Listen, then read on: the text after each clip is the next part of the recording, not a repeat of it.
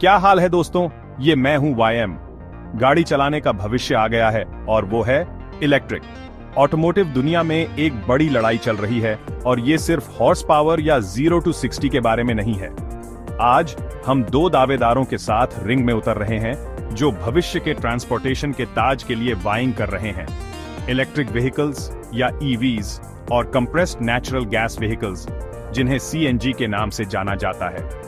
दोनों पारंपरिक gasoline powered cars से एक क्लीनर ब्रेक का वादा करते हैं, लेकिन उनके अप्रोचेस बहुत अलग हैं। तो तैयार हो जाइए क्योंकि हम साइंस, टेक और इलेक्ट्रिक और CNG कार्स दोनों को ओन करने के रियल वर्ल्ड एक्सपीरियंस को ब्रेक डाउन करने वाले हैं। चलिए इलेक्ट्रिक रेवोल्यूशन के साथ शुरुआत करते हैं। EVs की सबसे बड़ी सेलिंग पॉइंट्स में से एक है हमारे कार्बन फुटप्रिंट को ड्रामेटिकली रिड्यूस करने की उनकी क्षमता। मैं जीरो टेल पाइप इमिशंस की बात कर रहा हूं दोस्तों। असली जादू तब होता है जब आप इन बैड बॉयज को प्लग इन करते हैं। हम इलेक्ट्रिक ग्रिड को फ्यूल करने के लिए सोलर एंड विंड पावर जैसे रिन्यूएबल एनर्जी सोर्सेज के लिए एक बहुत बड़ा पुश देख रहे हैं। अपनी कार को सूरज की पावर से चार्ज करना कोई साइंस फिक्शन नहीं है, ये वो फ्यूचर है जिसकी तरफ EVs BRH रहे हैं। बैटरी टेक्नोलॉजी में एडवांसमेंट्स बहुत तेजी से हो रहे हैं जो longer ranges, faster charging times और ज्यादा सस्टेनेबल प्रोडक्शन मेथड्स ऑफर करते हैं। अब गियर्स बदलते हैं लिटरली और CNG के बारे में बात करते हैं। कंप्रेस्ड नेचुरल गैस व्हीकल्स अभी भी गैस पर चलते हैं, लेकिन ये हमारे द्वारा इस्तेमाल किए जाने वाले गैसोलीन से ज्यादा क्लीनर बर्निंग फ्यूल है।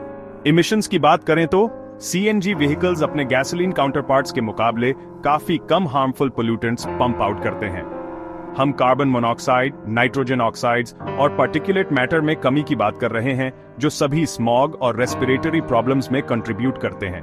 हालांकि कंबस्शन के दौरान CNG अभी भी कार्बन डाइऑक्साइड, एक major greenhouse gas, release करता है।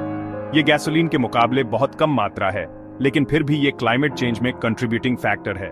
CNG अभी भी एक फॉसिल फ्यूल है जिसे धरती से निकाला जाता है और वो रिजर्व्स सीमित हैं।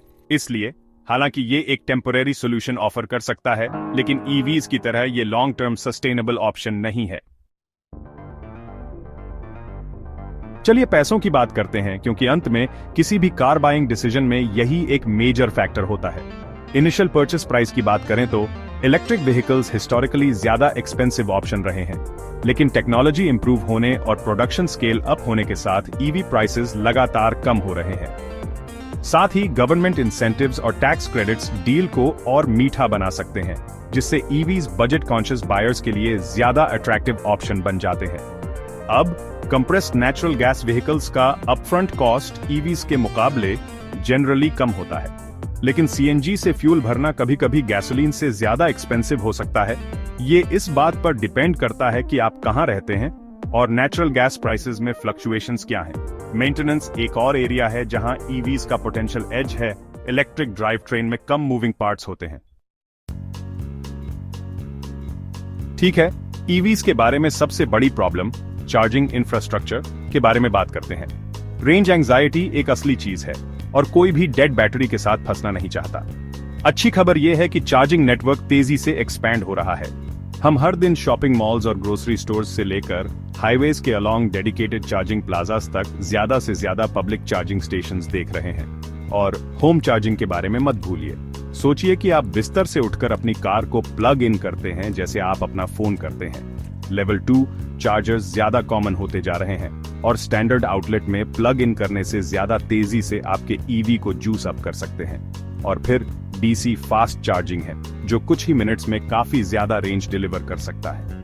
अच्छी खबर यह है कि गवर्नमेंट्स और प्राइवेट कंपनीज चार्जिंग नेटवर्क को एक्सपैंड करने में हेविली इन्वेस्ट कर रहे हैं, इसलिए फ्यूचर ब्राइट दिख रहा है।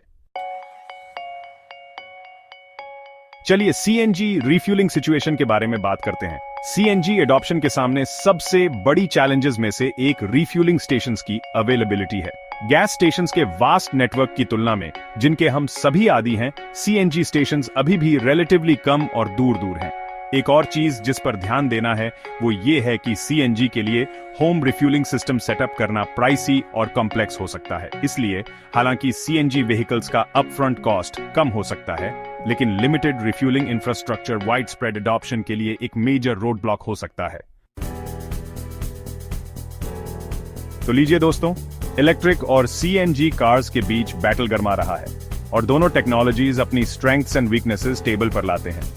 ईवीज जीरो एमिशन ड्राइविंग का वादा करते हैं, लेकिन चार्जिंग इंफ्रास्ट्रक्चर अभी भी इवॉल्विंग हो रहा है। सीएनजी गैसोलीन का एक क्लीनर ऑल्टरनेटिव है, लेकिन ये अभी भी लिमिटेड रिफ्यूलिंग ऑप्शंस वाला एक फॉसिल फ्यूल है। आप लोगों का क्या ख्याल है? आप टीम इलेक्ट्रिक हैं, टीम सीएनजी, या अभी भी सोच रहे हैं? मुझे नीचे कमेंट्स में बताइए। और टेक एंड सस्टेनेबिलिटी की दुनिया में मोर डीप डाइव्स के लिए लाइक और सब्सक्राइब करना न भूलें।